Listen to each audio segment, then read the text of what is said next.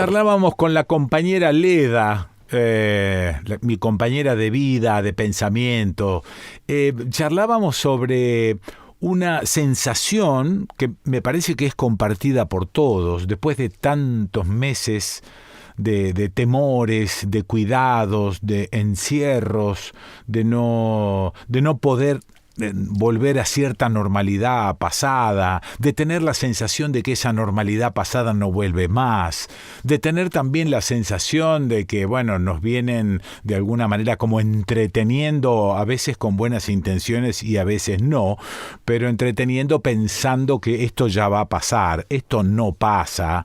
Es una verdadera pandemia mundial y estábamos pensando en cómo vamos a hacer no para revertir esta situación, porque parece irreversible, sino para revertir algo interno, ¿no? ¿Cómo vamos a enfrentar de aquí en más esta especie de depresión? Se nos ocurrió la palabra anomia, y la verdad es que me suena que es eso, pero no tengo bien claro su significado. Así que lo llamo a Daniel Feierstein y le pregunto sobre la palabra anomia.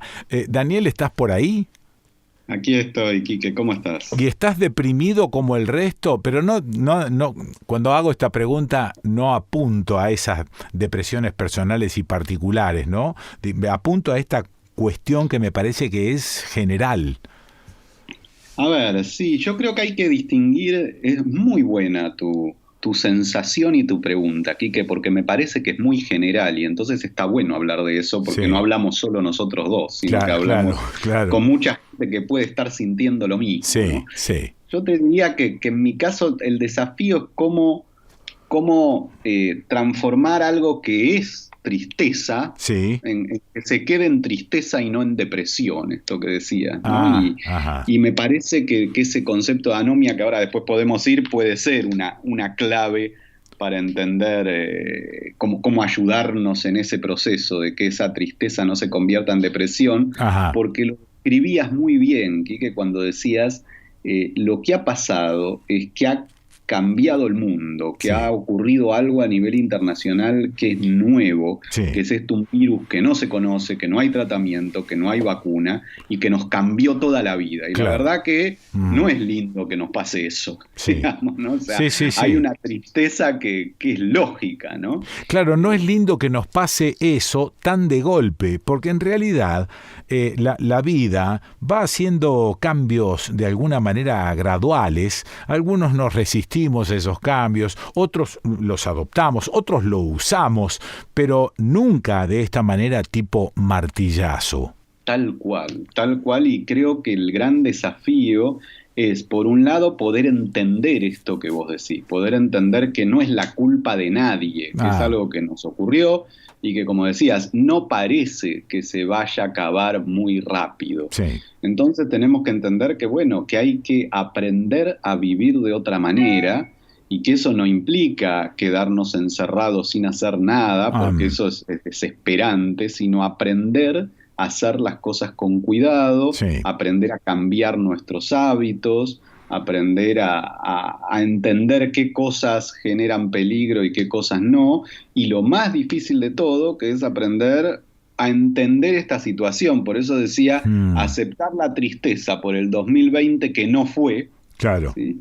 sí, Y sí. poder aceptar y amigarnos y empezar a convivir con el 2020 que es está Sí, claro. terminando además, con Está esta. bueno la elección de, digamos, entre dos males, el mal menor. Entre la tristeza y la depresión, elijo la tristeza. Parecería ser que la tristeza es más sencilla de combatir. Porque nos permite de combatir o de aceptar, nos permite entender la realidad y poder incorporarla, ir saliendo de ahí, Claro, ¿no? Y vos claro. hacías referencia a otro concepto que no es lo mismo, pero está asociado, que era el de anomia. Anomia es cuando desaparecen las normas en una sociedad, Ah, cuando ah, no hay nada que nos pueda dar como una guía de por dónde ir, ¿no? Y sí, ese es como el gran peligro si en vez de poder aceptar la tristeza, empezamos a deprimirnos, ¿no? Sí, Porque eso es lo que nos va a llevar a algo que estamos viendo en algunos lugares, que es que cada uno hace lo que se le canta, claro. ¿sí? Y si cada uno hace lo que se le canta, esto va a ser mucho peor, ¿no? Porque menos va a terminar, más muertos vamos a tener, Sí, más tiempo vamos a estar sufriendo con esto, porque claro. en la medida en que no incorporemos una serie de cambios en nuestra vida cotidiana, una serie de medidas de cuidado, esto va a seguir dando vuelta con mucha fuerza. En la medida Claro, en que nos empecemos a cuidar, el nivel de contagio va a ser un poco menor sí. y lo vamos a tener igual, que esto hay que aceptarlo, pero quizás un poquito más controlado, y eso Claro. va a permitir hacer algunas cositas más. Lo que pasa también es que, como te decía recién, esto apareció de golpe, es una transición sumamente brusca que no nos ha dado tiempo para establecer nuevas reglas en nuestra sociedad. Entonces digo, si no nos dio tiempo, estamos todos como intentando hacer cada uno lo que puede, lo que quiere, lo que no respeta lo del otro. Es decir, hay como si te dijese una anarquía en este momento.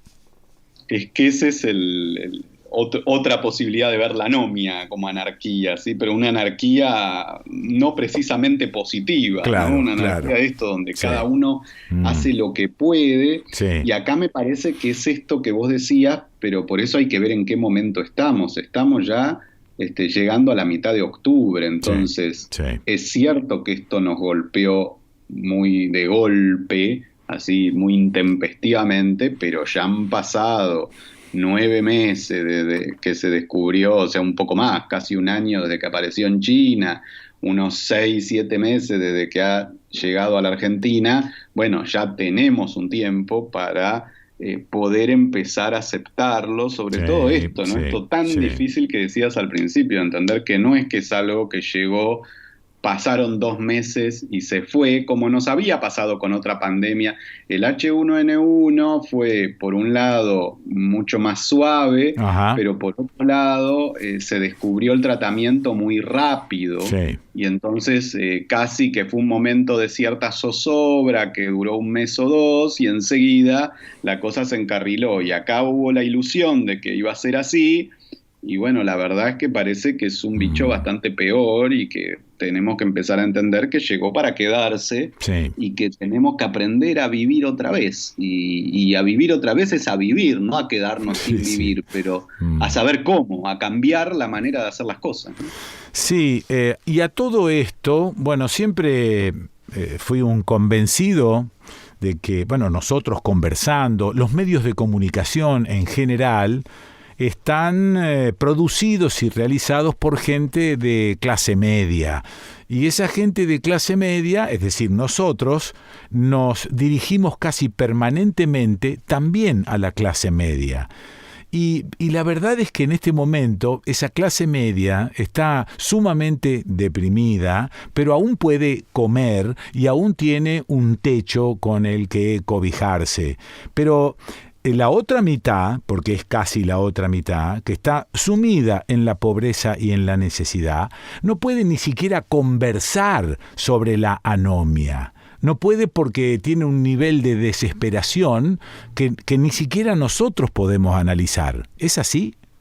Yo creo que en parte es así, y que le muestra la gravedad de la situación, porque exactamente, o sea, yo diría dos o tres cosas en ese sentido. Hay un sector de la población que se ha visto muy afectado por algo que no es solo la pandemia, que es que la pandemia nos agarra con una crisis de hace 2 o 3 años, Eso. ¿sí? Donde es una Sí, situación que viene golpe tras golpe, tras golpe, tras golpe, sobre sí. todo para los sectores más vulnerados, y a Ah. esos golpes se le suma Mm, el golpe de lo que genera la pandemia. Entonces, tal como decís, de pronto la pandemia pasa a no ser su principal preocupación, sino la claro. segunda o la tercera, Mm, porque hay cosas que son más graves, sí, y eso es totalmente comprensible, ¿sí? Y el problema es quizás que ya sería hora, porque también ya ha pasado 10 meses de gobierno, sería hora de, más allá de que se intentaron al principio algunas ayudas, de pensar formas de poder colaborar en la situación de quienes más están sufriendo, porque si no,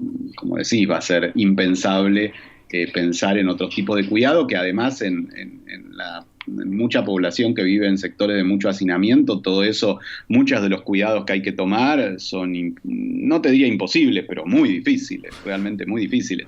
El problema es que cada uno pueda como asumir su propia realidad y poder ver cómo hace un gobierno para tratar de colaborar con la situación de lo que más están sufriendo y cómo hace cada uno de nosotros para poder repensar esa realidad en esta nueva situación.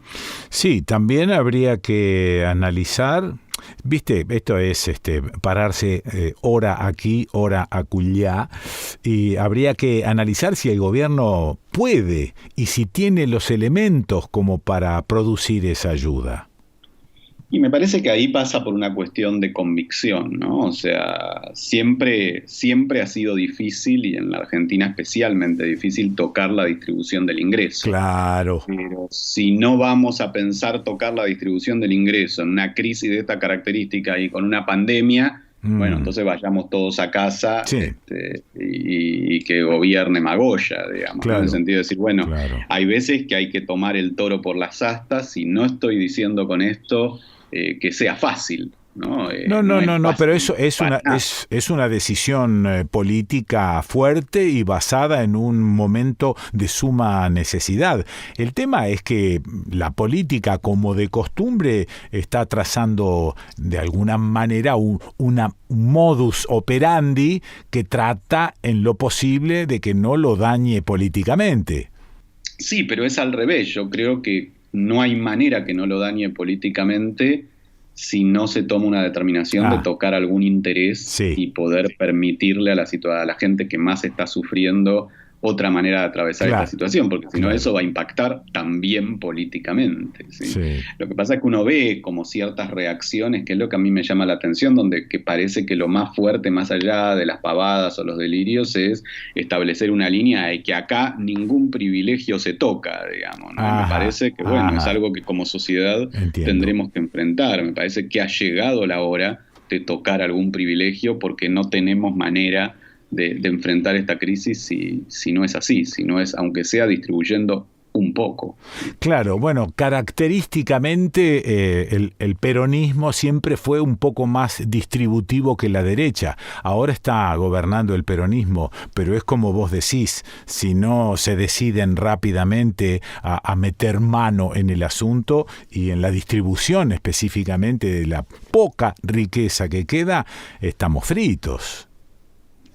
Sí, me animaría a decir que no sé si es tan poca la riqueza que queda. El problema es que se ha concentrado cada vez más, ¿no? Pero el problema, bueno, cómo generar una situación que permita, como decir, lo que ha hecho algunas veces el peronismo, que es plantear algún nivel de distribución un poco más equitativa. Claro. Nunca el peronismo ha planteado ninguna revolución, pero ha planteado alguna distribución un poco más equitativa. Creo que es el gran desafío para un gobierno que asume, y que si no entiende esto en este momento, digo, se le va a complicar a todo nivel, porque, como decís, o sea, se suma a la depresión que podía existir por la situación económica, esto nuevo que nos ha traído, este confrontar la muerte cara a cara todos los días, pero además las consecuencias económicas que deja esa propia situación.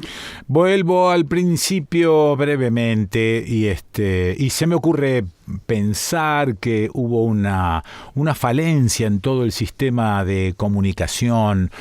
Todo el sistema está dando vueltas alrededor de la numerología, es decir, tantos muertos, tantos enfermos y todo el mundo pendiente de que si hoy aumentó, que no, y realmente me parece que descuidaron la comunicación que tiene que haber con la gente, con los habitantes del país, para, no sé, para llevar ánimo, para darle algún tipo de pequeña solución cotidiana, y para esto, ¿no? Para evitar una especie de depresión generalizada.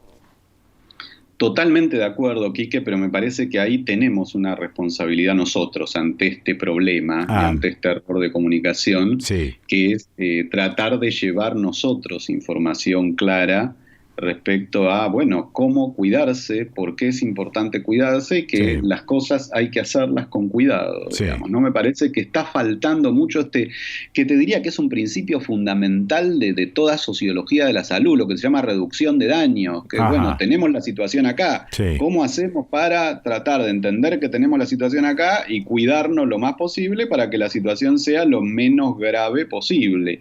Esto me parece que es un giro fundamental que hace falta, porque si no, como decís, si seguimos sumergidos solamente, por un lado, en los muertos, los muertos, los muertos, y por otro lado, en la negación, la negación, la negación, Sí, eso va a generar o un estado de depresión terrible, un estado maníaco donde salgo a no querer aceptar lo que pasa y a comportarme como si no hubiese ocurrido nada y como si no hubiese cambiado nada. Y me parece que las dos actitudes van a ser muy, muy dañinas, ¿no? Tanto quedarme deprimido y amargado, encerrado dentro de mi casa, sí, como salir a la sí. calle como si no pasara nada y como si estuviera en febrero del 2020. Me parece que hay que poder encontrar ese camino para poder recuperar nuestra vida con el cuidado necesario y entendiendo que esto llegó para quedarse un tiempo, ¿no?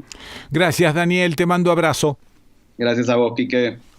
Bueno, lo escuchaste a Daniel Feierstein, donde y aquí en el desconcierto.